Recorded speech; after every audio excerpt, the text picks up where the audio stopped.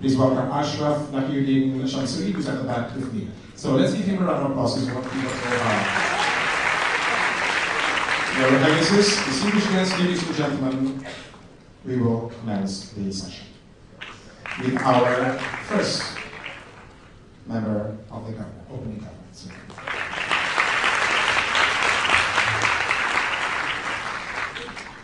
before I begin, I just want to say that I've come 12,000 miles to be here, and yet our hosts have made me feel like I'm just at home.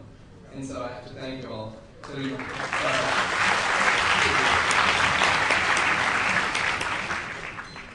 Now, I've come those 12,000 miles to debate on the subject of peace. But peace isn't just the absence of war in the 21st century. It is a principle, and it's a goal that we must strive for. It's the goal of creating harmony everywhere. Because a threat to peace anywhere, the absence of peace anywhere, is a threat to peace everywhere.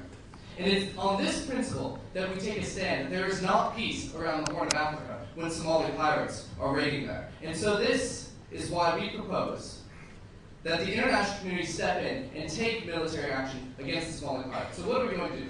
First, a multinational force under a UN mandate. What we're going to do is we're going to ask member nations to send their sea power units, because let's face it, who needs a battleship that badly to protect, let's say, France now anyway. And what we're going to do is we're going to send them around the Horn of Africa, around the coast of Somalia, and we're going to have them be on constant patrol there.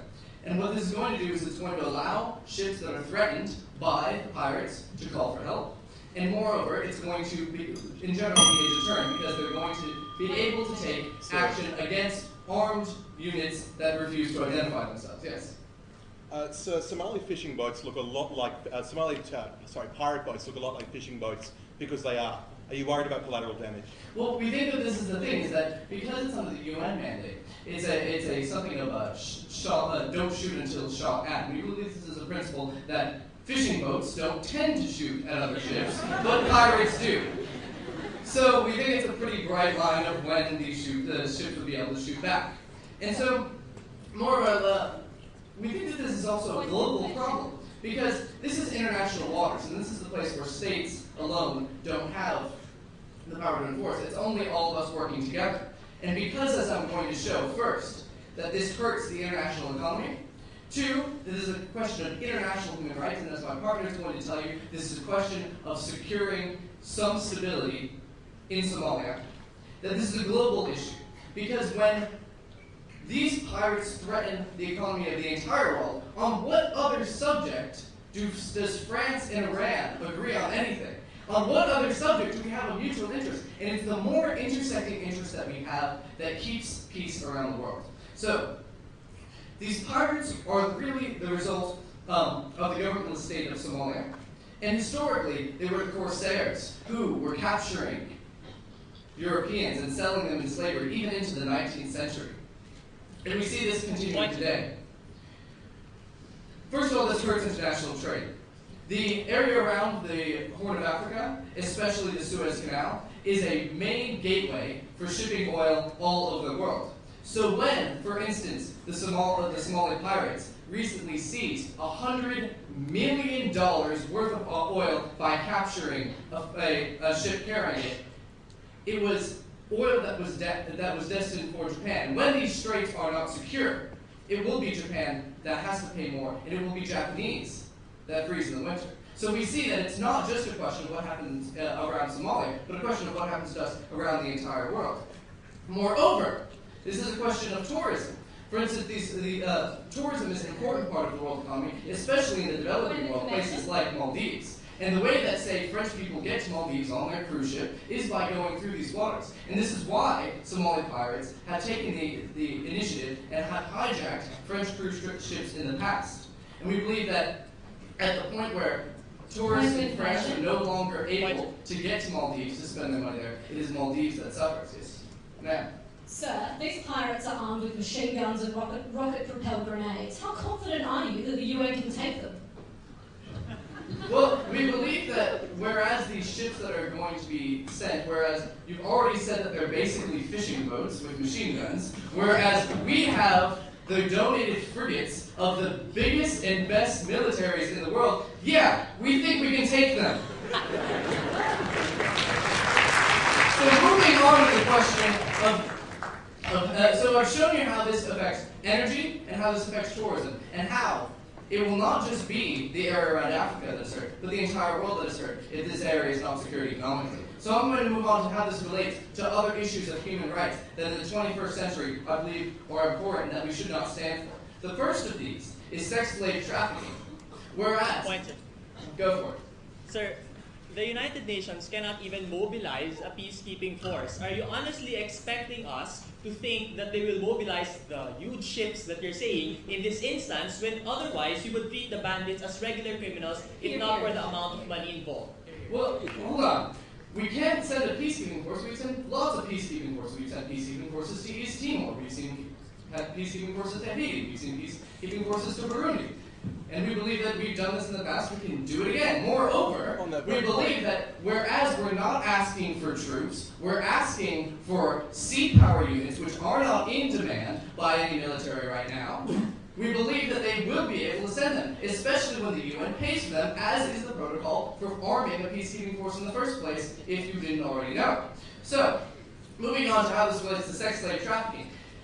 These corsairs are able to capture young women from the coast of Africa and are taking them in bondage to serve as sex slaves all over the Middle East and other parts of Africa. And we believe that in the 21st century, we should take every available measure to take a visible stance against slavery, especially sex slavery. Moreover, this is just the tip of the iceberg of what Somali pirates are trafficking. They traffic in weapons, they traffic in drugs. And whereas within our own states, we take every measure to stand against this sort of action, then why can't we, as the international community, in the international waters, take the same measures? We believe that this is our best hope, because it's, first of all, a protective measure that will protect those who have been victimized by the pirates. It will deter the crime in the future, and it is an important first step to stopping piracy not just around Somalia, but piracy in the Philippines, but piracy in other parts of the Mediterranean. And we believe that if we prove that this can be successful here, then we can prove it in the future. And this is what the international community needs to do.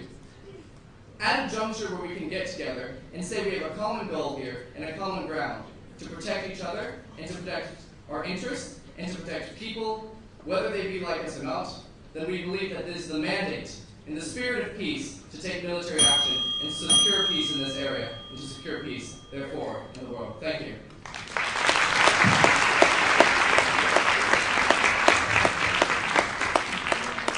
Thank you to our first opening government speaker from the University of Vermont, Sam Natali.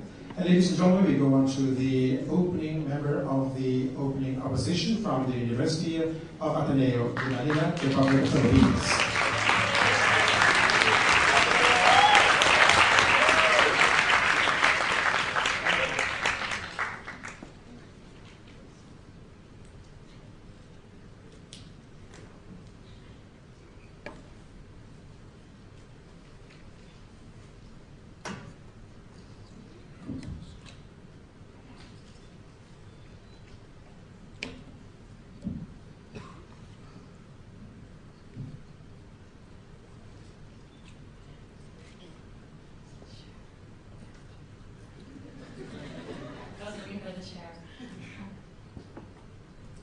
What happened in the previous speech, Mr. Speaker, was a detailing of a lot of falsehoods. Because when he comes out here and says that human trafficking happens because Somali pirates kidnap women and then take them elsewhere, Mr. Chair, what Somali pirates do is steal the ships of multinational corporations, such as those of oil companies, such as those shipping ships, of like Amazon.com and other things like that. The trafficking of women and all of these other things are not within the purview and are not within the activities of Somali pirates. Moreover, Mr. Speaker, the other side of the House has been lying to us when they say that the United Nations will suddenly give its mandate to these individual actors to be able to act multilaterally in this particular scenario. Because if you take a look at who put this proposal on the table, in October of 2008, the Russian government went out into the international community and proposed that we gun these people down and conduct airstrikes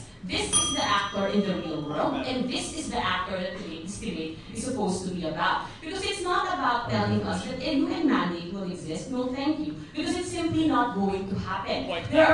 No, thank you. Please let us told you to sit down. We are fighting too many wars, and the United Nations would not commit itself. We couldn't even get the mandate to invade Iraq, which is considered at that time a universal threat because of terrorist activities and other things like that. So if that, no thank you, a direct threat to the international security of all actors within the international community could not secure the UN mandate to be invaded, what makes us think that simply because we are losing some profit, the United Nations will suddenly say that we are going to allow you to do this? More likely than not, it is going to be vested actors, no thank you, actors with a vested interest in this particular scenario who will do such an act, such as Russia. No thank you. Because with instances, for instance, like Rwanda and Sudan, the United Nations won't do anything, and the international community is very stingy. Moreover, we say, Mr. Speaker, that we in opening opposition do not say by no means that, say that by no means are we condoning the actions of these Somali pirates,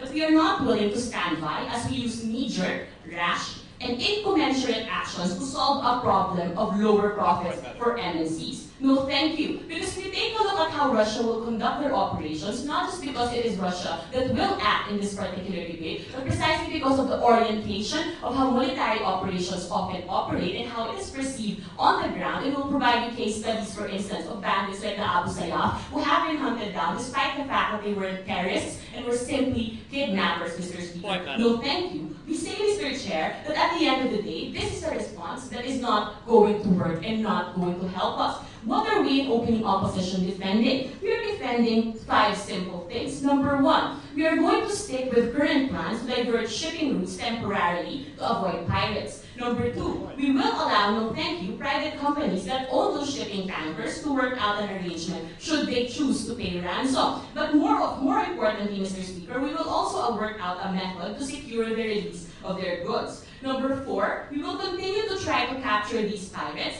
and we will increase cooperation, share intel, conduct covert ops operations. No, thank you. Anything short of military action is permissible as long as we don't bomb them, as long as we don't send troops or whatever, Mr. Speaker, that's fine. No, thank you. And the last and most important prong is simply that we will incentivize the local community of Haradhiri to cooperate because pirates dock at those particular shores, and we as yet have not even tried to get the help of those particular local communities for whom we say it must be made unprofitable for them to help the pirates. And at the end of the day, Mr. Speaker, what will I, as leader of opposition, going to be talking about? I'll be talking about the idea of military force and precisely why this is an incommensurate response. And on the second level, I'm going to provide to you precisely how this is going to be perceived in the international community. And on the last level, Mr. Speaker, I'm going to tell you precisely how this is actually going to be better for the Somalis in the end. But before I move on, yes, anyone? Yes.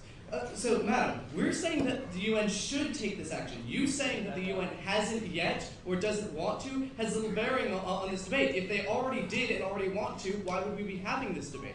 Mr. Speaker, the burden on the other side of the house is to show us that the policy is even a possibility at all. It's not good enough to say that we should do something. And I'm going to show you precisely why we shouldn't even do it in the first place. Because if you take a look at it, there are many standards, but a basic standard of the mobilization of any kind of force, whether it's navies, whether it's air forces, because there will be human individuals piloting those planes and driving those ships, Mr. Speaker, is that it has to be a last resort. Because military action carries with it many negative repercussions that we are not willing to take. What is the orientation of a military strike? The orientation, Mr. Speaker, no matter what kind of strike it is simple. No, thank you. It's victory at all costs, deaths, loss of property, that's just nothing to them. Because if you take a look at it, what you're trying to do here is to wipe out the problem and erase them from the face of the map. So anything else that gets erased, quote unquote, along the way is simply something that you're going to have to take. At the end of the day, Mr. Speaker, in principle, we can't do this because when you try to take a look at how we're probably going to be victimizing individual families or people, for instance, who are fishermen, as was brought out in a point of information, or perhaps even the fact that Russia will probably not bomb their own tanker because they're so concerned about profits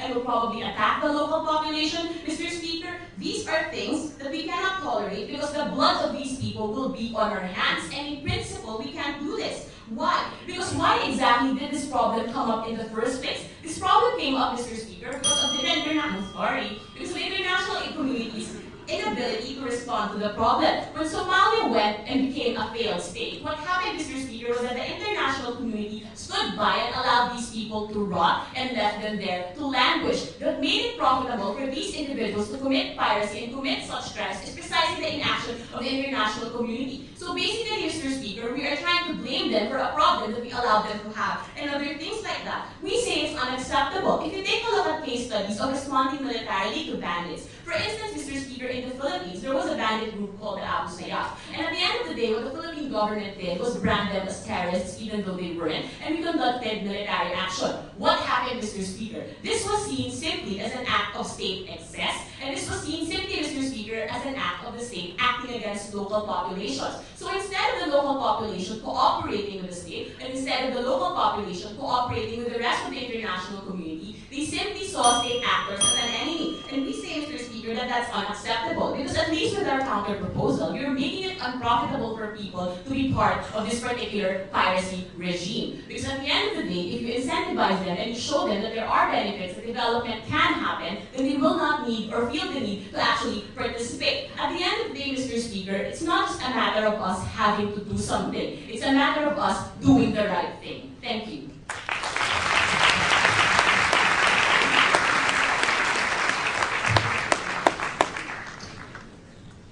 And now, ladies and gentlemen, I will call upon the second member of the opposition conference.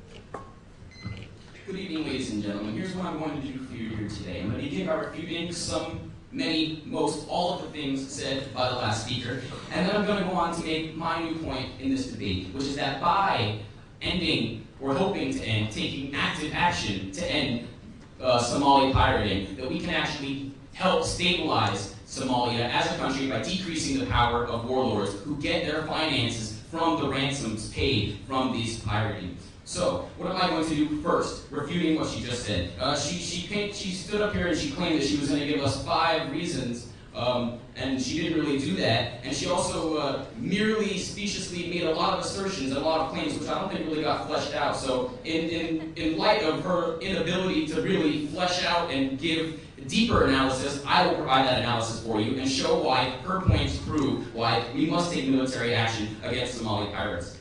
One of the first things she said in her preview was that we need to stick with current plans to divert shipping lanes around the afflicted area. And I have a couple of questions with this. One, where would you divert these shipping lanes? Around South Africa? That doesn't seem very economical to me. Additionally, in an effort to save fuel, you want to even expend more fuel going around South Africa. This doesn't seem very logical. No, you had your chance. So, additionally, when she's attacking our model, she says that, well, we couldn't even get the Iraq mandate, even though it was universally acknowledged. Well, let me tell you something. As somebody who marched in the streets against the Iraq war, and who watched TV when France furiously said that we shouldn't go to war, let me tell you, it was not universally acknowledged. This fails. She also claims that we are going to be attacking families, and we think this is simply not true. Last I checked, families weren't manning pirate boats. And additionally, we do think that some of the most advanced warships in the world have the ability to discern a difference between a war boat and a fishing boat. And we also think that when we have this policy of do not fire until fired upon, we are actively patrolling these waters, that this will be a good way to help discern difference between these fishing boats and these pirate boats. Would you disagree, man? Doesn't your policy only create solidarity between these presently non-political pirates and radical Islamists in the region? No, we think it increases solidarity in the world, because like my partner said, this is one of the few things that pretty much everybody can agree upon. International waters is one of the only neutral places on Earth, and it's something we all have a vested interest in. Having oil shipped around the world is something we all need. We all love to drive cars, or at least most of us, and so I think that in that interest, people would like to have their fuel get to them I think that's a very simple thing. So also, she tries to guilt us into saying, well, we're just continuing the problems of the past when we let Somalia descend into a failed state. We say, we did nothing, and it was a tragedy when Somalia began its descent into chaos, and which is why now we should do something. Now we should take action in light of our failures. Now is the time to right the wrongs of the past and actually take a measure that might not only stabilize the world economy in our own selfish interests, but might also help save some Somalian lives and stabilize a country that is wrecked by civil strife, which will be exactly my new point. So, how will this happen? No. How will this happen? Well, Somalia is a nation that is wrecked by civil conflict and is ruled by warlords who seek power and money at any cost. And these warlords send out these pirates to seize oil tankers, to seize cruise liners, and bring them back to Somalia, and then gain an exorbitant amount in ransom for their return in the exchange. And the money that is gained from these exchanges is spent directly by the warlords on arms, which are used to consolidate their power, consolidate their influence. And how do they consolidate their power? How do they consolidate their influence? By murdering innocent men and women, into fearing them, into making them so afraid that they will bow. And what they also do is they point those guns towards children in an effort to recruit them into their armies. And we say these are things that are unacceptable. We cannot allow them to consolidate their rule using the money gained from these ransoms to even have a stronger and a tighter stranglehold over a defenseless populace. And we think that if we can remove one of the main sources of finance that buys these arms, that buys these guns, well, that's not just something that we can do, that's something we have to do. That's something that we, as an international community who is dedicated to saving lives, should, must, and can do. Now, we don't mean to suggest that by cutting off these vast amounts of illegal funds, that we will magically cure Somalia of all of the ills that plague it. But we do believe, with absolute confidence, that by removing some of the means by which these tools of oppression are acquired, we can help reduce that oppression. And we can help bring Somalia to a place where it can see the light at the end of the tunnel, where it can see a future for peace. And these things are achievable, despite what they would like to tell you. They would like to appeal to your cynicism and your fear and your disbelief in the ability of the international community to work together. Well, no, we want to appeal to a different side of the human conscience. The things that says where we do have a vested interest, where we all agree that lives can be saved, where we all agree that Japan too needs its oil to warm its homes in the winter. That is a just cause, and that is a just cause that we should and would do were this House to pass the motion. So these things are achievable. Not only the stabilization of trade around the Horn of Africa and the Suez Canal. So at the moment, Somali pirates are largely desperately poor, non-political actors. Your policy drives them into the arms of radical Islamists for protection. No, we don't think it does. We think it actually, at the very least, implores them to consider a different route to which to acquire funds. And we think that most routes of gaining money are much preferable to ones that deprive people of fuel and energy, deprive people of life, and deprive people of a simple right to go on a cruise. So, not only, what did they show you? These things are achievable. Not only the stabilization of world transport on the seas, but also we can do so much more. We can save lives. We can help people live. And if we can remove the dollars that buy these guns, and if we can reduce the number of guns being used to shoot at innocent civilians, well, then I don't think that that's something that we should listen to them when they say, oh, it can't be done, oh, it won't be done, oh, the international community, it's too hard to get them to agree on anything. We say, yeah, no, this is something we can agree on, this is something we must agree on, that's why we can and we must pass this motion. Thank you very much.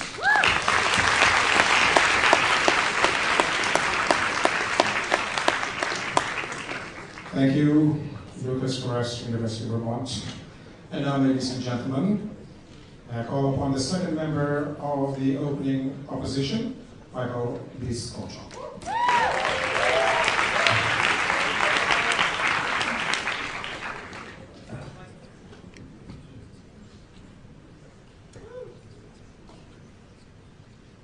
Ladies and gentlemen, an opposition bench, we're quite a peaceful group ourselves. We won't stand for pirates and condone them and say that we should do absolutely nothing about them.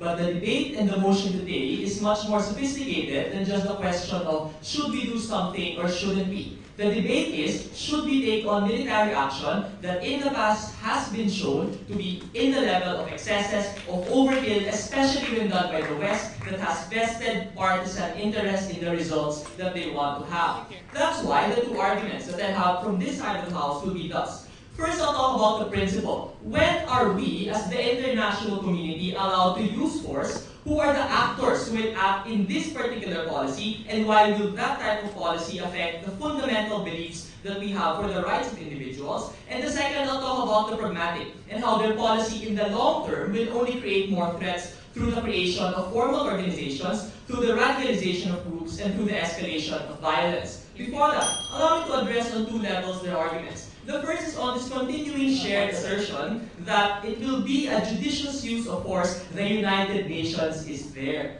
And the United Nations is not a universal magic wand. Just because you say United Nations doesn't mean that automatically there won't be any excesses. In fact, they have failed miserably a lot in the past. In Rwanda, in Congo, for instance, just because the United Nations is there doesn't mean that it will be effective, much less that excesses won't happen. In fact, what we argued in opening opposition is that most likely the only thing you'll get is a UN-allowed Russian force. Because the only party, no thank you, that has actively asked for the force is Russia. And it does make a difference. The fact that you have a vested party that has the active incentive to preemptively quell away any type of hostage situation or any type of bandit is a big problem that they have to contend with. Because they try to make fun of the image of a small boat and how you can fit a machine gun in a small boat, but the argument was never about the small boat. The argument was that when these individuals enter in that situation, in the heat of the battle, it is very easy for them to dismiss civilians as collateral damage. That is what has happened in the past. When they go into villages and they try, and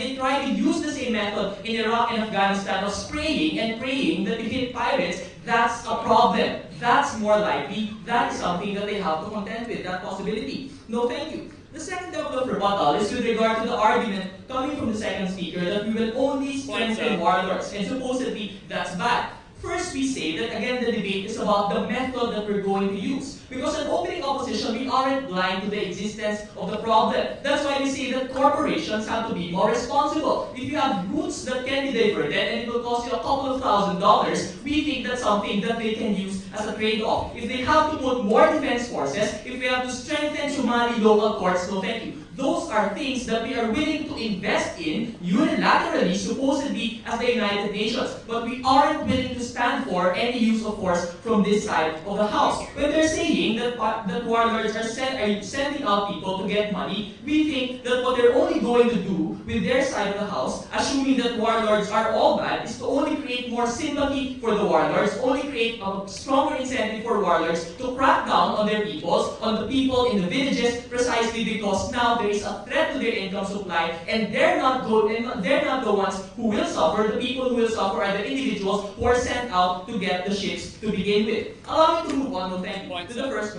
the first argument on the principle. Because a universal principle in any peace debate, in any debate about the international regime, will always be when is force justified. And force isn't a very flimsy thing, especially if you want to invoke the mandate of the UN and you want to create it as a precedence. You only use violence upon the exhaustion of all other methods. That's why a counter proposal was quite extensive. While we don't expect all of the policies to be effective, what that shows you is that the international community hasn't done nearly everything that is possible in the arena of tools that are available to us. That's why, no thank you. We think that when it comes to this particular part or this particular policy, there is still a presumption of innocence until due process, until we are able to hold individuals. You cannot treat the West, no thank you, as the global super top because some of their corporations are being challenged. Further, what we say is the specific nuance, no thank you, with Somalia is that Somalia is the epitome of a failed state. And that's why while we aren't saying that pirates should be let off scot-free, the situation is different. A lot of the recruits are gullible. A lot of the recruits simply do not have other resources available to them. It's largely the West's fault itself. and now there is no state to protect the rights of individual Somalis, even if those individuals might be affiliated with these types of organizations.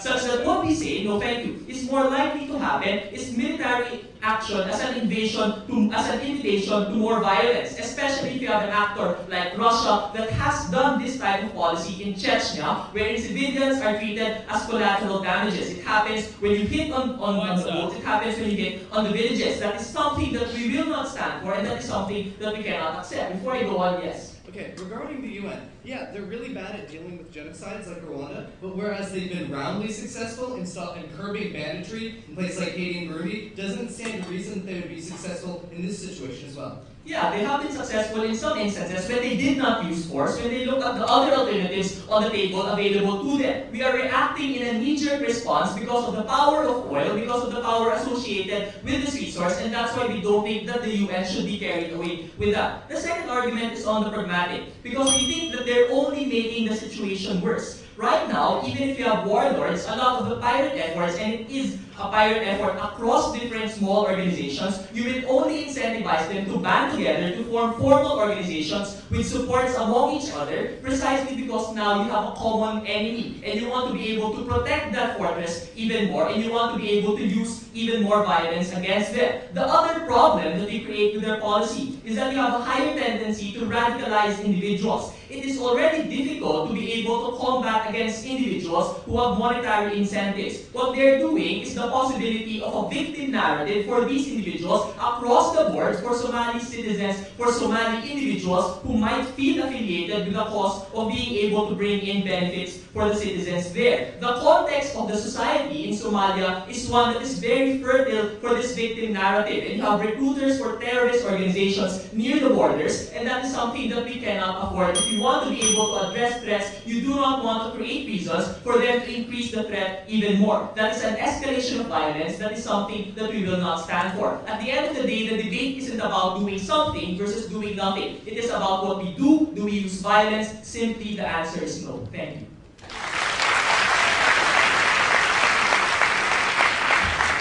Thank you. We've heard the speeches by the four members of the upper house. Now we now proceed with the lower house, ladies and gentlemen, with the motion this house would take military action against Somali pirates. And to begin, we'll begin with the member of the closing opposition from the University of Monash.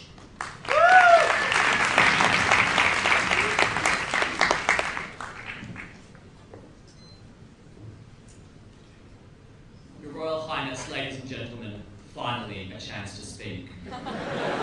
What we on the closing government are going to bring you is a very basic extension. Why the United Nations must act now and why it must act decisively. I will tell you so for 3 reasons. The first will be that pirates are getting stronger and more impudent day by day. The second is that greater violence is coming when people start hiring private military contractors, as was implicitly supported by the opening opposition. And thirdly, Somalia is close to collapse, and if you're worried about Islamists, watch this space. Before I get to that, ladies and gentlemen, I have one point of rebuttal. Will this model work? I have 3 reasons why it will. Firstly, with global commerce and trade, with foreign aid, and with the lives of Western citizens on the line, those are all good reasons why the West will care, and we have not actually heard a refutation of why that is not so. We've just heard it hoped by the opening opposition that only Russia will do this. The second reason is that pirates have commercial incentives and therefore are likely to respond to a rational calculus of risk to reward. Now, there is a minimal risk for engaging in piracy compared to a large reward. Under our model, the risks are significantly increased because the risks are being blown out of the water. We are more than happy to support that. That's a very simple reason why our model will work. Because piracy, which is commercial at its base and which has no downside at the moment, will under our model. The final reason why our model will work is because it already has in Asia. The Straits of Malacca previously used to be one of the most heavily pirated zones in the world. No thank you. And with the help of the US 7th Fleet, what were we able to do? Crack down on the pirates that were there and deter other pirates from joining. We didn't see massive civilian loss of life. We didn't see massive joining of Islamists in southern Thailand, southern Philippines, or the south of Malaysia. What we saw was a slowdown of piracy in Asia. We have no reason why this will not work across the Horn of Africa. To my extension, why must we do this now? Firstly, pirates are getting stronger and more impudent day by day because every capture that they are allowed to get away with, while we try to negotiate with them, while we try to figure out exactly why they are doing this particular thing, means that they get more boats, means that they get more money, either by selling their cargo or by ransoming, something the opening opposition explicitly supports the payment of. The final reason why they get stronger is because every time they succeed, they are able to capture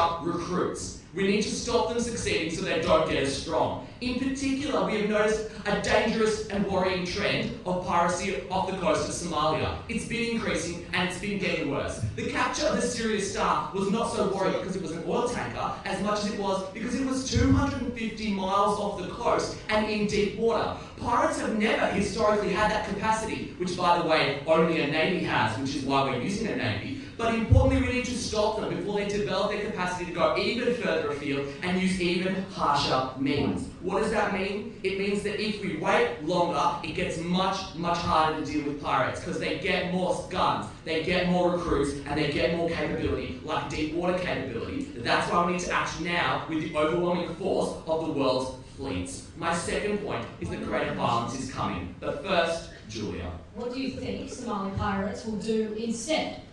I think that what they will do is hopefully turn towards a state that is no longer being challenged for authority by Somali pirates. It is our contention, and I will get to it in my third point, that we think that development of a strong state is the only long-term solution to Somalian piracy. There are mechanisms in place to do that, things like the giving of aid, but they are all being undermined as long as pirates exist, and that's why they will continue to exist. My second point, greater violence is coming. We have seen another worrying trend. Ships are taking security into their own hands by hiring private military contractors who used to fight in Afghanistan and Iraq war. What we think is the problem with that? We think that that encourages gun battles, ladies and gentlemen. Why? Because the pirates will think that they can overwhelm 20 mercenaries as opposed to, say, an Aegis destroyer. What do we think that means? We think there's more loss of life, if you are worried about loss of life of pirates, under your solution of people hiring private military contractors. We think that our overwhelming show of force will act as a deterrent, and we're very proud to stand behind that because the worry is that greater violence is coming. So if you are worried about civilians, it's worse if the government it's actually better if governments who are held to account by their populations are the ones engaging in this conduct, as opposed to private military contractors, which have a dangerous track record of not caring about civilian life and engaging in conduct that does hurt people. My third and final point is that Somalia is close to collapse, and so we cannot wait for the opposition tactics to kick in and just pray for them to work. Why? Because Ethiopia is thinking about withdrawing the troops that are the only thing holding Mogadishu together with sticky tape. They're thinking about withdrawing in about a month. Somalia is on a knife edge. We say that, how does piracy link into this? Two ways. Firstly, it prevents aid from getting to the people on the ground. When they're talking about diverting ships as a tactic, maybe that is fine for oil, but it's not fine when it's the aid that is feeding people on the ground that would die otherwise. We're not okay with diversions. No, thank you. And we're not okay with ransoms having to be paid either, because we think that increases the cost of aid and increases the cost of trade. We think piracy not only prevents aid getting there, but it prevents the economy of Somalia from ever functioning. All of the ports in Somalia are shut down because people are afraid of pirates. People need confidence to ever economically engage in Somalia, use their ports, use their prime position on the Horn of Africa as a method of making sure the state does not collapse. The second reason is because pirates are becoming the source of power and security for individuals on the ground. No thank you. We have seen economies developing around pirate dens themselves. Women on the ground in Somalia have started cooking for pirates, making them lunch that they can take out. And as cute as that is, we think it's a dangerous trend because they no longer owe allegiance to the central state. They no longer believe the central state will protect them ever. They now think that security will come from one source, and that is the pirates who grabbed the Sirius Star. We think that when pirates become the employer of choice, it is the ability of Somalia as a state to ever function that ultimately loses. So if the closing opposition are worried about people flocking to Islamists, We think the best solution is to have a strong central state, and the longer you take to crack down on piracy, the worse you get. Because our model diminishes the capacity of pirates to undermine the Somali state, because we have overwhelming force, because we have a signal that the world cares, and we are deterring pirates for the reason I gave you, because they have commercial incentives. Ladies and gentlemen, Your Royal Highness, pirates are getting stronger and more impudent every day. Greater violence is coming, and Somalia is on a knife edge. We cannot afford to wait. The United Nations must act, and the motion stands.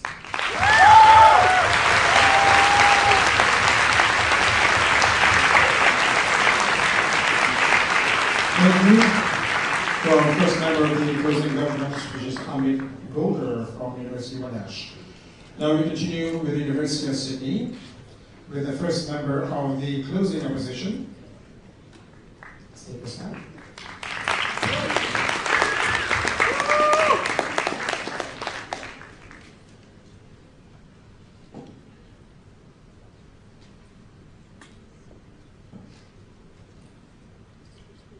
Ladies and gentlemen, Somalia's problems didn't start with the piracy that's recently occurred. It's just that the Western world has only noticed for the first time now the way that we've been destroying Somalia for years. The worst thing that we can do is make that worse. And our extension is going to be focused on why it is that we need to fix Somalia, but more importantly, not drive it into the arms of the Islamists and not create solidarity for the pirates. And that's going to consist of 3 pieces of new material.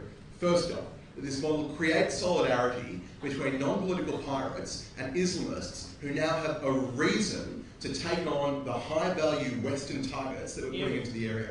Secondly, that this model maintains incentives for piracy because the gains are so great and they're already so heavily armed, but destroys all other profitable economic activity in Somalia's seas. And finally, because the kind of reaction that's going to happen to this, where people are going to be killed on international forces, destroys the political capital necessary for a real international solution which attacks the sources of these problems within Somalia. But first off, rebuttal. Firstly, on the opening half, will this model work? No. In the first place, because there is a huge space of water, as our opposition told us, over which these pirates operate. That is to say, if I have 3 or 4 frigates in this area, it is extremely likely that when I hear of a pirate attack, it could be as much as a day before my frigate is able to intercept that ship, by which time it will be 23 hours and 50 minutes since the pirates have taken that commercial ship. So the only way to stop these kind of attacks is precisely the option that they said was wrong, which is private military corporations having mercenaries on these boats. But secondly, we don't buy that they're going to be able to defeat the heavily armed pirates. The kind of rocket-propelled grenades they have are exactly what Argentinians used to sink British frigates during the Falklands War. There's going to be huge casualties, especially given the fact that the militaries that contribute most to the UN are from particularly poor countries, and nations like the United States just aren't prepared to put their ships under a UN banner, which is deeply concerning given the United States has one of the only effective deep water navies in the world. Secondly, what's the alternative? We'll destroy shipping. It doesn't destroy shipping to send a ship around the Cape of Good Hope and take an extra week for your shipping, or more likely, just 300 nautical miles away from the Somali coast and take an extra 2 days for your shipping when you're carrying 2 million barrels of oil on a supertanker. That is peanuts, ladies and gentlemen, when you consider the huge costs that are being incurred. Got a problem with tourist shipping? Don't send cruise ships to Somalia. It's awful.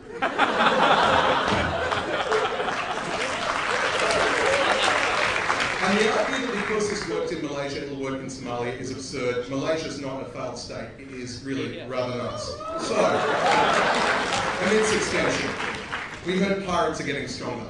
What makes them stronger is to give the people of this deeply religious nation of Somalia a religious reason to support them. And that reason is what radical Islamists around the world have been massing against, which is to oppose Western invaders through jihad. Secondly, PMCs. We said the best thing you can do to attract violence is create high-value targets. We didn't buy that these people were from Iraq and Afghanistan because those wars were in landlocked countries. So, probably wasn't true. But we also thought the worst thing you could do in a situation where Somalia is close to collapse is to make it a target for terrorists. So, why do we think that we can create stability in Somalia? In the first place, we believe that this model creates solidarity between pirates and Islamists in a situation where the most likely outcome for this conflict is that the pirates will be overcome and overrun by the Islamists that control all of the areas surrounding the pirate port of Ale, from which almost all of these attacks are undertaken. The reason why piracy is happening now is not because people decided to be different, it's because a new group of warlords suddenly overran this area, and most likely that group of warlords will be overrun. The reason why we know that is that the people around them are deeply uncomfortable with the activities of piracy because they consider it to be un-Islamic. But all you do now is to give them a good reason, which is because they support the idea of jihad against the West and jihad against foreign invaders. Yes, again. Tim, there have been a small selection of Italian and Indian boats out there sampling this kind of model that we've been putting out. None of them have been targeted and no one has been pushed into Islamism. Why is it going to happen, or are you just magically predicting? I think one of the reasons they haven't been targeted is that they're in hundreds and hundreds of miles of blue water. They probably get nowhere near the pirates in the first place. But secondly, we think that once you've got a UN mission and a public statement that there's a military intervention, that's the symbol that gets people on board. And of course, the pirates will use this to their public relations advantage and use it to negotiate with Islamists that are threatening to overcome them. So we destroy the moderating force that these Islamists have on the activities of pirates, and we destroy the opportunity that we have. Those people are going to be overrun by people who, whatever their faults, don't support piracy in that region. Secondly, ladies and gentlemen, this model maintains the incentives for piracy but destroys economic incentives for everyone else. Why is that? Pirates can generate $30 million to $100 million from getting a boat. So when we have a risk-reward calculus on that basis, the reward is so high that they are prepared to take virtually any risk to do it. And the reason is that there are very few forms of legitimate economic activity within Somalia that can generate anything like that kind of money. So the reality is that pirates who are already heavily armed, already taking on private military corporations when they're taking on these boats, are likely to want to continue to do that and just create more and more conflict. The difference is, when you've got a situation when these pirates operate out of Somali fishing boats, that mistakes are likely to be made. Mistakes have been made by smart bombs in wars of the past in Afghanistan, in Serbia, in Iraq, when civilians have been mistaken for this. When they're using the same boats, they're going to happen over and over again. The difference is that if you're running a fishing operation off the Somali coast, you might be able to make enough money to subsist, but you can't make enough money to justify being under attack from UN forces. You can't make enough money to justify arming yourself, and you're most likely to stop undertaking that economic activity. There need to be as many legitimate sources of income in Somalia as possible if we want that state to continue to operate. Thirdly, ladies and gentlemen, this destroys the political capital necessary for a real international solution. The genesis of Somalia's problems now was the Black Hawk Down incident, which led to the removal of US peacekeepers. That is to say, the United States made a commitment that exposed it to serious danger without having a serious opportunity for stabilising Somalia. That is precisely what is happening now. There is the opportunity for deeply politically unpopular things like ships being sunk, like troops being killed. But there isn't the opportunity for attacking the warlords and their bases, for creating peacekeeping operations on the ground, or for creating governance programs within Somalia. So you destroy the future incentives for stabilisation to happen in Somalia. Ladies and gentlemen, Somalia's problems didn't arise when pirates did. But if we undertake the model proposed by our opposition, we can make these problems worse by creating solidarity with Islamists, by creating a situation where there are no economic activities and destroying political capital for the future. This model must fall.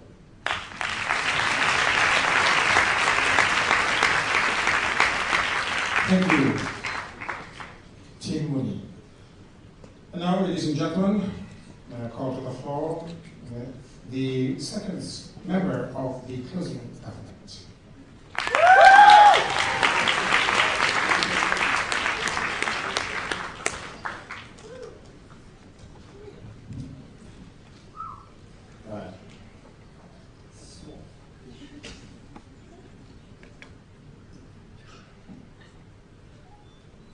Ladies and gentlemen, what we've told you from the government is that piracy is a problem that is not fixing itself. The solution that we present, ladies and gentlemen, is directly in opposition to the opposition, because what we are doing is creating ways for there to be progress in Somalia, for there to be ways that we can move forward and have both short-term solutions that stop the devastating effects of piracy and have long-term solutions that lead to stabilisation in Somalia and prevent this from being a problem forever. I want to look at both their extension and the debate in terms of 3 questions. I want to look firstly at how we find a solution to piracy that's effective with a minimum amount of violence. Secondly, I want to have a look at, ladies and gentlemen, about how we increase and benefit the situation in Somalia, and look at the gains that they've talked about there. And finally, I want to touch on the international community and their obligations in that respect. First, let's talk about minimum violence, because the model presented by our government team, ladies and gentlemen, was never to bomb villages, as the opening opposition characterised this debate. What we were doing is putting a massively increased deployment of United Nations ships, that means American ships, Russian ships, French, Italian ships, I'll explain that more later, into the region. What that does, ladies and gentlemen, is give us precisely the capability that we don't have at the moment. Precisely the capability to cover the enormous amounts of sea that we have to cover. And ladies and gentlemen, we think in that way we minimise the amount of lethal force that has to be used, because we have ships with overwhelming force. Unlike the analysis that Mooney gave you, the ships and frigates were not sunk by rocket-propelled grenades in Argentina. They were Exocet missiles. I know this sort of thing. But the reason, ladies and gentlemen, that they are effective is because they can bring to bear guns that are much, much bigger than rocket-propelled grenades. And they have many, many more of them. And they have radars and predator drones and military capabilities that let them know when the pirates are coming from hundreds of miles away.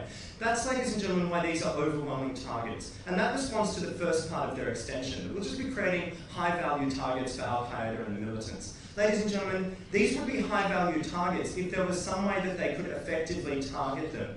But machine guns and rocket-propelled grenades are exactly that. They're huge weapons when targeted against scattered mercenaries on the decks of merchant ships. But when brought together against the pride of the United States fleet, against the 7th Fleet, if we think that gets deployed in the same way it was in the Straits of Malacca, ladies and gentlemen, pirates and terrorists can't destroy those because they can't even get close without being detected and without being brought up. As Amit pointed out, ladies and gentlemen, we already have a small number of Indian, French and European Union ships in the region. They haven't been targeted because there's simply no way for the militants to do it. But what we do, ladies and gentlemen, is provide the ability to cover that big space that Tim Mooney was so worried about. And we provide the ability to do that in a lot of ways. Well, I don't know, if ships want to go in convoys with these ships, as is being done at the moment, that's fine, ladies and gentlemen. But the way we think this works is because of the bringing to bear of overwhelming force. And the alternative of mercenaries that Tim was happy to support was never acceptable because, as Amit explained and wasn't responded to, mercenaries on the deck of a ship are not overwhelming force. They are the high-value target. That the pirates think, yes, we can simply band together, strengthen our military discipline, and go for these targets harder, because they're too soft to be overwhelming. And that's why, ladies and gentlemen, our model brings success and stops the pirates with minimum violence before it takes too long. And again, they never responded to the analysis that every ransom makes them stronger. Every success brings more people to the cause, Tim. Victor, terrorists and radical Islamists have got to any place where Western forces have intervened in an Islamic country. Why do you want that to happen? Okay, Tim, the second part of your extension, the second theme I want to talk about is what's going to happen within Somalia. The first question we'll talk about is the relationship between pirates and Islamists. The first point I'd like to make here, ladies and gentlemen, is that the Islamists and the pirates are actively in opposition within Somalia. In fact, senior leaders of the Islamic courts have actively declared war on the pirates because they seized the Sirius Star, a ship belonging to Saudi Arabia, a Muslim nation. That's a fundamental divide between these two groups that we don't think is simply just going to disappear, ladies and gentlemen, because the profit motive and the motive to respect your Islamic neighbours don't go together in this case. Secondly, ladies and gentlemen, we don't think that they will drive towards it because it didn't happen in the Straits of Malacca, ladies and gentlemen. We're not talking about Malaysia as a failed state. We're talking about the regions around the Straits of Malacca, which are incredibly territorially difficult and hard to enforce order. That's the analogy here, and that sort of thing simply didn't happen. Will it strengthen the warlords, ladies and gentlemen? Will it strengthen the Islamists? Well, we tell you the answer is that every time a pirate shipment is successful, money and weapons funnel back into the hands of warlords. Money and weapons inevitably funnel towards the Islamic militants, and that destabilises Somalia. And that was the final part of our extension, ladies and gentlemen. That these groups are currently standing in alternative and opposition to the state because of their unfettered ability to commit piracy. Tim said, well, don't send cruise ships to Somalia. Ladies and gentlemen, if we don't send any trade, if we don't send any aid to Somalia, then how can the government ever begin to implement the sorts of protections and development models that they wanted to see? We have to protect trade into Somalia so that the pirates are no longer the ones providing employment in the state, no longer the ones who people turn to for authority, no longer the ones who can hold the Somalian government ransom, because we are the ones who provide options and a future for Somalia by cutting out this crucial group of actors. The final question I wanted to deal with, ladies and gentlemen, is about the international community and how we should be facing our obligations here. We think, ladies and gentlemen, of course the United Nations will do this. Why? Precisely because we do have vested interests in this. And we think that it's very acceptable to have vested interests in protecting your own shipping and your own your own resource pathway, ladies and gentlemen. This is precisely why the EU and NATO have already begun to deploy to the region. This idea that we have some obligation to pussyfoot around the Somalian people and the pirates because we've done bad by them plays directly to our extension, because we are helping the people of Somalia turn away from piracy by changing the risk-reward calculus, ladies and gentlemen. Tim told you there was still a fair bit of profit to make. We tell you, ladies and gentlemen, that when your life is almost definitely on the line, because we can bring overwhelming force, there is no potential for that reward. Because battleships and cruisers and destroyers in the Gulf of Aden and surrounding Somalia simply shut down options for the pirates. There's no options anymore. You can't take these risks because the risks are certain to destroy you. So, ladies and gentlemen, what we have been crystal clear in this debate about from the closing opposition is that we have to act now and with decisive and overwhelming force to prevent a problem of piracy that is ever spiralling and increasing, that is destabilising the state of Somalia. We need to bring options. We must stop piracy with overwhelming force. Thank you.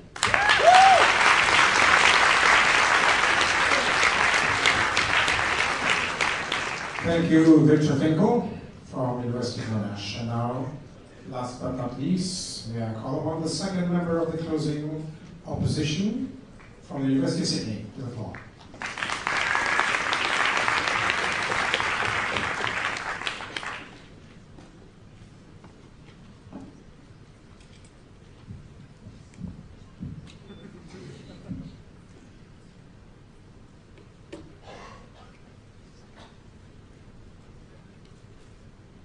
Mr. Speaker, ladies and gentlemen, just as no man is an island unto the main, nor do Somali pirates float adrift, disconnected from the problems at home. And the question of this debate was about the quality of this policy in dealing with Somali pirates, but also in dealing with the causes and contexts underlying the way in which that problem had manifested itself. That context was brought to you by the closing opposition. I'm going to ask 3 questions in my speech today. First, this question of the time imperative that was the closing government's extension. Secondly, what does this policy do for a long-term solution in Somalia? And thirdly, I want to talk about this question of pragmatism and how effective this policy will be. Or, as I've subtitled it, how much should we trust American overconfidence that you can beat a scrappy local insurgency? So, to the first question, that of the time imperative. And we say, ladies and gentlemen, this whole extension was predicated on the assumption that the policy itself would be a success. And that was something that was never proved by the opening government nor by the closing government. First contention, that the pirates are getting stronger every day. And we say that may be the case, ladies and gentlemen, but the question is about whether or not you change the risk calculus. And Victor suggested that once lives were on the line, that risk calculus changed. Ladies and gentlemen, these people live in the poorest country on earth. Their lives are on the line every day. We say whether or not forces are present in that area, the reward remains high. The risk remains comparatively low. The alternatives remain non-existent. Problem not solved. To the second contention, whether or not there'll be greater violence and whether or not this policy was successful when it was tried elsewhere. Well, we say firstly, the 7th Fleet aren't in the Straits of Malacca, ladies and gentlemen. They've been stationed in the Taiwan Strait for the last half-century.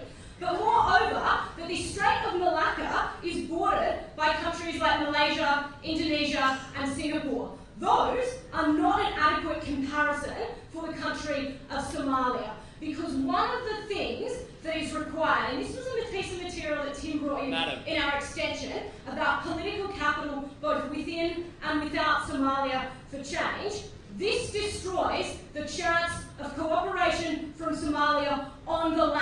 point. That means that they can't do the things that are uniquely within the province of Somalis, like, for instance, shutting down the port of Ale from which Somali pirates launch these attacks, ladies and gentlemen. So we say you destroy the capacity to do that, the thing that would genuinely solve this problem. And you destroy that political capacity and that political capital by deploying slow-moving frigates to intercept relatively agile speedboats. I'll take the opening. Ma'am, are you not aware that a battleship can move far more quickly than a dinghy? We say when we're talking about an area of geographic range such as this, we think that the local insurgents indeed have the advantage. Secondly, we say in terms of the time that it takes a frigate to stop, and then the time that it takes that frigate to turn and chase down that Somali ship, they will be safely back in the port of Ale that radical Islamists will refuse to shut down when you give them an opportunity to wage jihad against those frigates. Ladies and gentlemen. Finally, Victor's test. Why his policy was better than our policy. Because it allowed UN peacekeepers to provide overwhelming force. It doesn't. I know it doesn't because the opening government told me it didn't. That was a central contention of their case. That force would only be deployed when fired upon.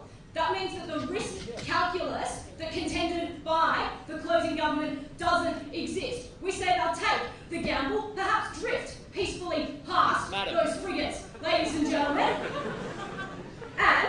And that doesn't alter their risk calculus. Moreover, we said there was a principal argument in relation to this. We said that this is fundamentally a corporate economic problem with security dimensions. This expands the UN mandate for force to include the protection of private economic interests. It makes the United Nations the puppet of Saudi Aramco, PMO Cruises, and the Mediterranean Shipping Corporation. Thirdly, these pirates, in terms of the way in which we perceive security threats, are at present non-violent and non-political, but I promise you they won't stay that way if you enact this policy. Fourthly, there exists for those corporations a clear alternative in the form of an insurance policy. So, to the second question, a long-term solution in Somalia. First problem, this creates solidarity between currently non-political pirates and religious Islamists within that region.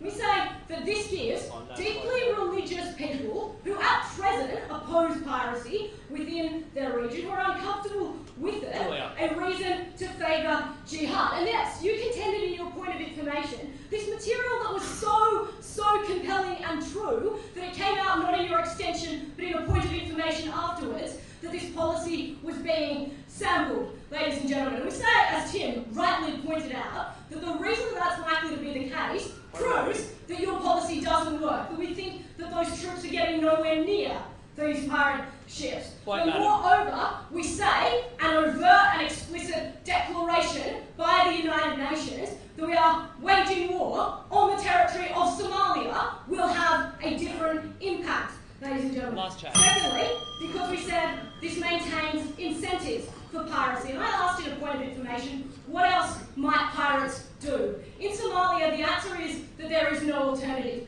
This whole case was predicated on the existence of an alternative. Moreover, we said that for anyone, if the risk calculus changes, it's for those pirates who now risk their lives for being suspected of being a Somali pirate ship, ladies and gentlemen. So we say this makes the alternatives even worse. Finally, ladies and gentlemen, on the question of pragmatism, we say that indeed we think the insurgents are likely to have the upper hand, that they did in Vietnam, that they did in Iraq, that they did in Somalia last time, ladies and gentlemen. But moreover, when we're talking about the enormous geographic range and deploying a relatively small number of frigates, this policy will be, at very best, ineffective, not least because there exists no viable alternative through which we might change those incentives. This is the wrong policy for Somalia. This is the wrong policy to defeat pirates. This is the wrong solution to an economic problem and the wrong justification for the use of force. We oppose.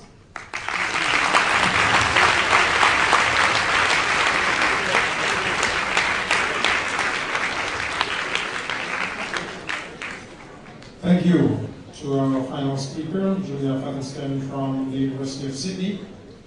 And we've heard them all. I would like to say thank you once again on the motion of this House would take military action against Somali pirates. We should give them another round of applause, ladies and gentlemen, from the University of Vermont, opening Government Legal School of San Matale. Opening opposition, University of Galileo de Medina, Elena Zosa, Marco Discocho, Anna Silvano, from the University of Monash, for closing government, Victor Pinto Amigogo, and also from the University of Sydney, closing opposition, Jean Inguni and Gia Pastor.